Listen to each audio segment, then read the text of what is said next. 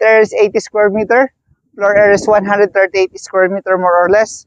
3 bedrooms, 3 toilet and bathroom, and 1 carport.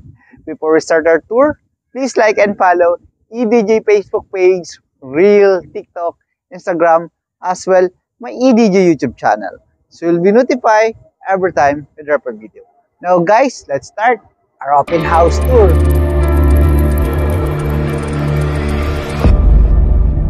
From the street level of this property, as you can see guys, meron tayo ditong 4-unit townhouse.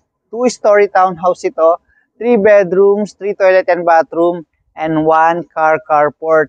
At kung naghahanap ka ng townhouse dito sa Upper Antipolo, na few meters away yung pinakang subdivisions niya sa Robinsons Mall, ito yung i-offer ko sa iyo ngayon. Yan guys, welcome to carport. Yan, naka-tiles na siya. At dito sa side na to, ito yung iyong main door. Tara, pasok tayo dito sa loob. Pagpasok mo, una mapapansin mo, yan, fully painted siya. At naka 60 by 60 yung tiles. High ceiling, naka-drop ceiling, kulang mo na lang modern light. May mga pin light ka na dyan sa side na yan. Ito, marami siyang outlet. Pwedeng dito yung living area. May mga outlet ka doon. Tapos dito yung dining. At dito naman yung kitchen. Tapos, mayroon ka ditong breakfast nook. Na may mga outlet ka dyan. At dito naman, ito yung toilet and bathroom. Dito sa ground floor. Naka full tiles yung toilet and bathroom. Yung shower. Yung toilet, tapos yung sink. Next natin, itong pinto para naman sa utility area. Ito yung space mo para dito sa utility area. Yan, malamig dito, nagsisirculate yung hangin. Dito yung laundry area at pwede kang maglagay dito ng everyday kitchen mo. Yan, balik tayo. Dito po sa inyong dining, living area. Ito yung staircase going up to second floor. Pero bago natin puntahan yan, mayroon siyang open space dito. Pwede mo siyang gawing storage area. At na dito yung box niya para sa mga switch ng kuryente dito po sa inyong bahay. Ngayon, nakita na natin yung exterior sa ground floor at yung labas. At yung dito sa interior naman sa ground floor, tingnan naman natin yung second floor. Tara. Yung handle mo dito is steel. Tapos yung steps mo, naka-tile siya. Ang maganda dito, meron kang panoramic dito na fixed glass. Mas lumiliwanag yung ground floor, second floor. Meron ka ditong huge glass. At yan, mataas yung ceiling. Pwede ka maglagay ng chandelier.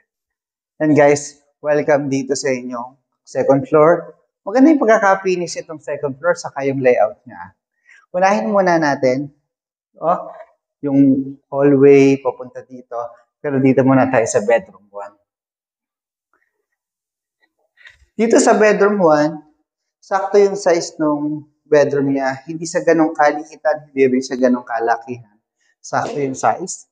Tapos mayroon ka dito 2-panel ng sliding window. Pag inopen mo siya dito, mapuno siya. Tapos yung side na yon, ikot mo siya ng ganyan. Yung makikita mo doon, Robinson Mall. I-close natin ito. Ikot tayo dito. At next natin, yung bedroom 2. Sa bedroom 2, yan, hindi siya nagkakalayo ng sukat ng bedroom 1. At pag inopen mo din ito, siyempre, ganun din yung mabubview mo dito. Sa likod ng property, mapuno siya.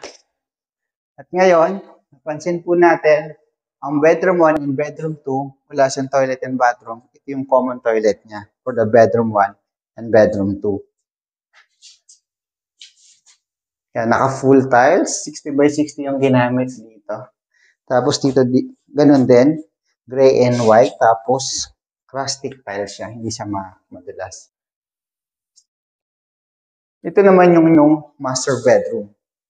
Sa master bedroom mo, ito yung outlet mo, dalawa, dito yung bed. Tapos dito yung sa TV. Okay? High ceiling, kulang mo na lang dito is modern light. Tapos dito, meron ka ditong toilet and bathroom. Yan, sa toilet and bathroom mo, high ceiling, naka full tiles, tapos parehas siya ng mga materyales na ginamit dun sa toilet sa baba at yung common toilet. Ngayon, dito sa master bedroom, meron siyang balcony. Yan. At least, habang pwede ka mag-copy, magbasa ng books dito sa side na to. Tapos, ganito yung maririnig mo, yung mga huni ng ibon, yung hangin na humahampas doon sa mga puno ng malalaking puno at maaliwalas dito. At hindi lang maaliwalas, malapit lang to sa mga commercial establishment natin like Robinson's Mall. Yan dito, ito yung carport niya. One car carport o pwedeng dalawa kung maliit lang yung kotse mo na dalawa at pwede kang magpalagay na lang dito ng canopy sa side na yan para protection sa init saka sa ulan po. Yan guys, sana po naibigan nyo itong bago kong pinictured na property dito po sa Upper Antipolo. Pero bago tayo matapos, specs of this home, lot area is 80 square meter, floor area more or less 138 square meter, 3 bedrooms, 3 toilet and bath, and 1 car carport. At malapit lang po siya sa Robinson's Mall. Thank you and God